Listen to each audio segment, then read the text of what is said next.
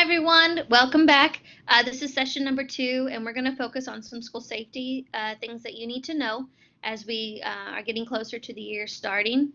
Again, my name is Miss Criswell. I'm the assistant principal for the high school, and my role is to help ensure the safety of our staff and our students while they're on campus. And so we're going to go over a few things that are different this year because of the COVID-19 procedures and guidelines that TEA has given us, and then also updating you guys on the parent drop-off and bus drop-off areas. Some of the first things that you're going to notice that's different is that at their entrances, there are thermal temperature scanners, so each student will need to make sure that they get scanned. Whenever parents drop off their kids, they're going to get scanned by a handheld thermometer and by a teacher that's on duty, and if they're clear, they'll be able to enter the building. And then our students that are riding the bus will be scanned as they get off the bus before they enter the building. Student masks will be required as of right now in all classes, and we will be practicing social distancing. So in our entrance areas and all around the school where a student might have to travel, we do have social distancing markers right now that are duct taped to indicate where a marker will be placed by the time students are set foot back on campus. The students are going to be encouraged to have a water bottle on campus, and we will have filling stations for them for that water bottle to prevent the use of the water fountains. So we do encourage you to bring a water bottle that's going to be filled up, and the water will be put out fresh every day for that. And that's really the big difference as far as the different changes. Badges are still going to be required for those that are on campus. So if you turned in your badge last year, you're going to get it back. If you paid to get it reprinted, it'll be reprinted. And then if you don't have one or are new to the campus, we'll get one printed for you right away. Okay. I'm going to share my screen real quick to show you how there's the change in the parking lot area and how we want the parents to drop off their child and leave. We want to make sure that we work together on this because we are sharing a campus with the junior high. And so parent drop off, bus students, we all share the same area, the commons area for that. So we were trying to make it a little bit more accessible for the buses to get, into the area, have safer for our students to not be in a crowded area waiting for the bus, and also the safety of our students as they're crossing through the parking lots and whatnot. So I'm going to share my screen real quick with you guys. Again, it's going to look kind of crazy. You might see multiple copies of my screen, and then I'll be quick to switch it over to the map. Okay, so that wasn't too bad. Right now, you have a visual of an aerial view of our campus, of the junior high and high school. And right now, right here, we have the where the buses are lined up. We have the front of the high school, and then back here we have the front of the junior high area. We have the different entrances to the campus areas. We have our first driveway on the very end, close up to by 476. Then we have our second entrance, and then our third entrance closer to the high school by the band hall auditorium area. Down here on County Road 681, we have that entrance that comes in to the high school, and then further down closer to the baseball fields, we have the junior high entrance.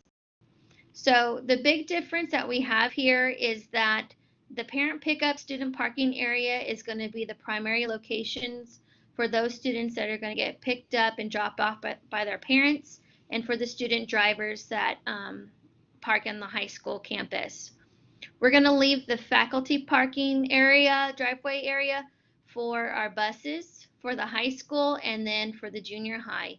So we have approximately 7 to 8 buses that pick up or transport our students, And so we know our bus students are, they want to quickly get on the bus, and it's crowded in that area if you've ever been to the gym side.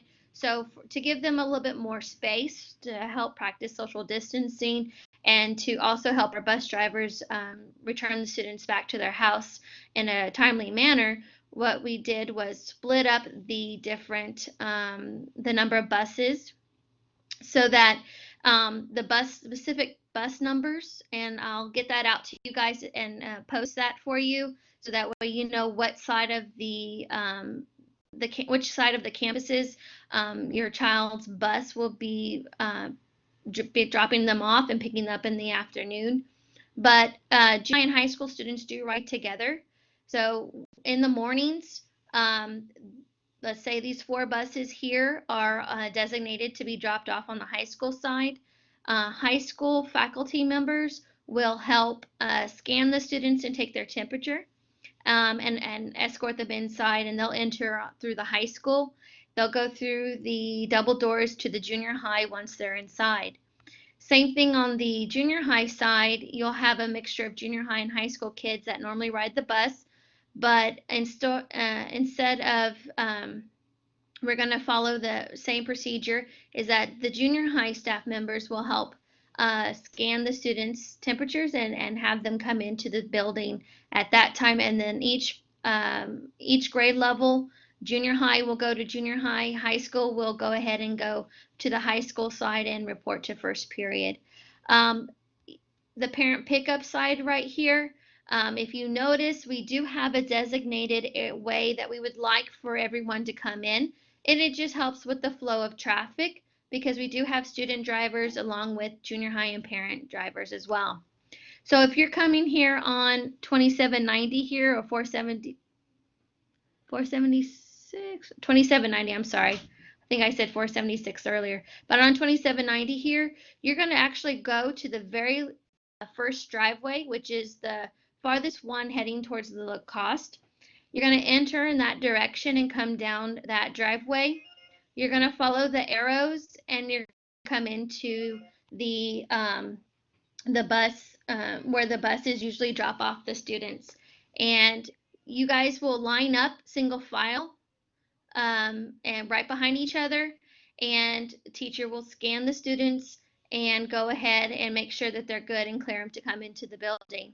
If your child does read a temperature, they can go ahead and get back into the vehicle with the parent, and you guys can follow protocol as far as contacting your medical physician, or see what steps need to be taken from there.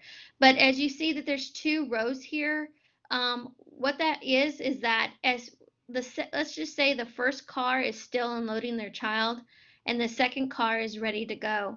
Well, the second car can easily merge into the other side and go around. So essentially, we have a 2-lane area. However, we're going to utilize the first lane closest to the sidewalk to scan the students, and then use the other side of the lane as a passing lane.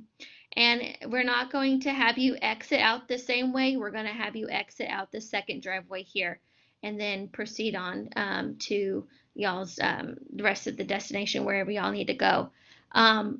This is going to help as far as some safety measures, so that way both our student drivers are not having issues with buses and yielding the right of way.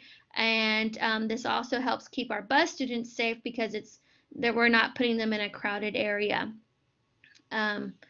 And so again, we're just flip-flopping to where the buses are, where the parent drop-off would normally be and pick up. And we are now utilizing the gym student parking spot area over here, where the first and second driveway would be. The one thing that I want to point out is that as the buses come in this third driveway, their doors for the students will be facing them, so they can safely load the bus, and then they will exit out of the high school entrance in there. So we're running that backwards. Here for the junior high, for the buses that will be going on that side, they'll enter through the junior high entrance, and then turn through in front of the junior high, and then they will exit out the first driveway.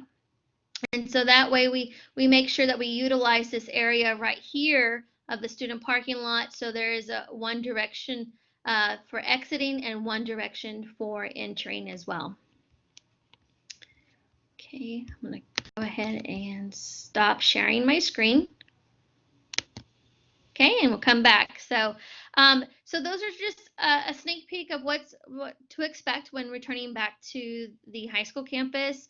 Again, masks will be required, temperatures will be taken, and I'm really excited to see the students again, and we miss you guys so much.